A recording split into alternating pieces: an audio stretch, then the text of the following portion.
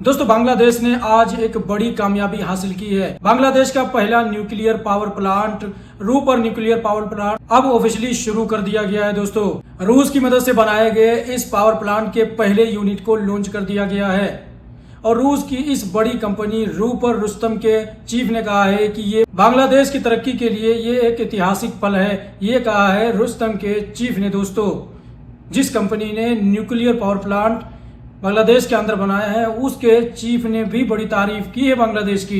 इस power plant के शुरू होने से बांग्लादेश में बिजली की कमी दूर होगी दोस्तों, और बांग्लादेश की इकोनॉमी को एक नया बूस्ट मिल सकता है इस न्यूक्लियर पावर प्लांट से, जिसमें 2 यूनिट बनाए गए हैं और हर यूनिट की कैपेसिटी 1200 मेगावाट की बताई जा रही है। यानी बांग्लादेश के इतिहास में बांग्लादेश के लिए बहुत बड़ी कामयाबी है।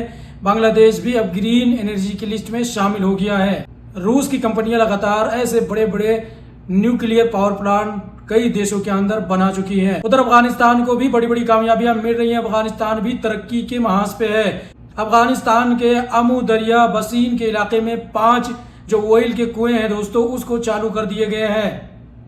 वीडियो आपके स्क्रीन पे आप देख सकते हैं। अफगानिस्तान को भी लगातार नेशनल रिसोर्सेज जो है वो पर्याप्त हो रहे हैं। बताया जा रहा है इन 5 कुओं से हर दिन 500 क्यूबिक मीटर तेल निकालने का टारगेट रखा गया है। यानी अब अफगानिस्तान की इकोनॉमी भी मजबूत हो सकती है और अफगानिस्तान के अंदर जो तेल की कमी थी वो भी इन कुओं से पूरी की जा सकती है।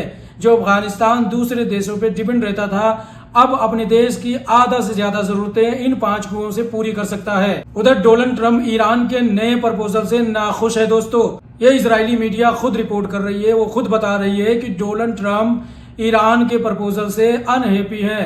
यानी जो ईरान ने अमेरिका को प्रपोजल दिया था, मैंने पिछली रिपोर्ट में आपको बता दिया था कि ईरान ने एक प्रपोजल दिया है पाकिस्तान को। अब पाकिस्तान ने डोनाल्ड ट्रंप तक वो प्रपोजल भेजा।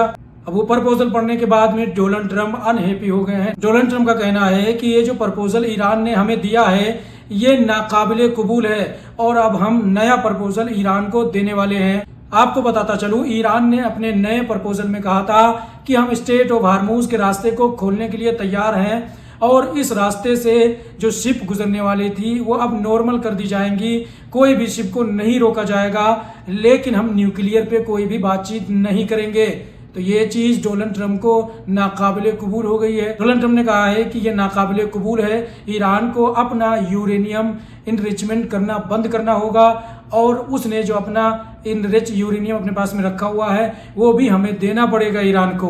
उधर लिबनान से बड़ी खबर आ रही है। हिजबुल्लाह के ड्रोन अटैक में एक इजरायली मारा गया है जिसकी उम्र 41 साल बताई जा रही है। ये यहूदी कॉन्ट्रैक्टर था। दोस्तों इजराइल ने जो कब्जा किया है लिबनान की जमीन पे उसका कॉन्ट्रैक्ट लेके ये वहां पे घर बनाने की कोशिश कर रहा था, जमीनों को बराबर कर रहा था, बुलडोजर चला रहा था। उस वक्त में जिस वक्त हिजबुल्लाह ने यह पीवी ड्रोन से हमला किया उसमें इसकी मौत हो गई और इसका बेटा भी इस हमले के अंदर घायल हो गया है।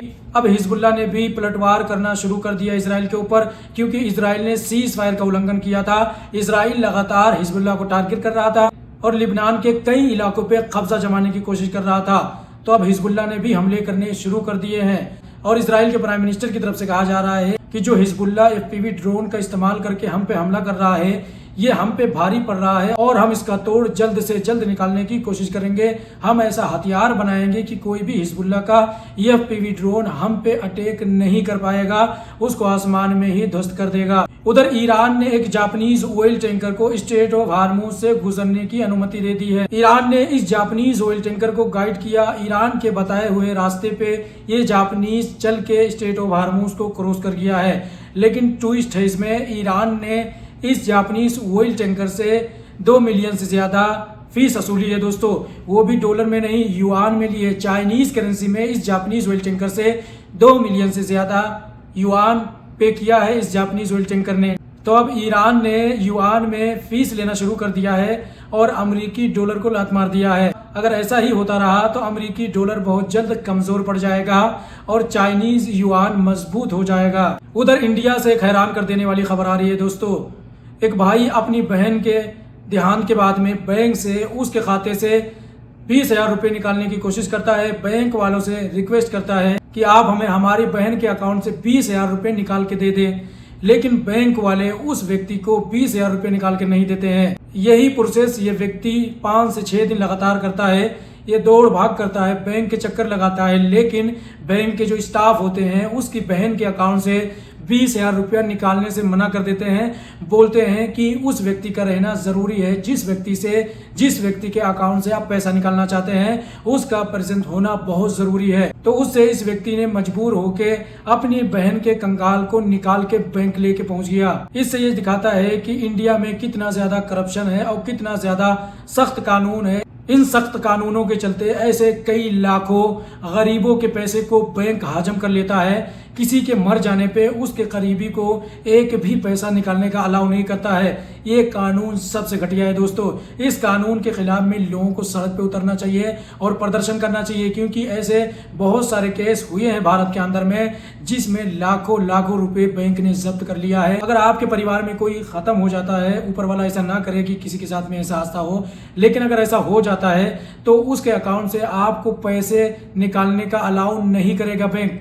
ये घटिया कानून है। इस कानून पे भारत सरकार को सख्त एक्शन लेना चाहिए और इस कानून को बदल के नया कानून बनाना चाहिए कि अगर कोई व्यक्ति खत्म हो जाता है और उसके परिवार का व्यक्ति, उसका भाई या बहन पैसे निकालने के लिए उसके अकाउंट से बैंक पहुंचता है तो वो पैसा निकालने के लिए अलाउ कर देना चाहिए। दोस्तों आज की वीडियो में बस इतना ही। आप लोग क्या कहना चाहेंगे कमेंट में जरूर बताएं।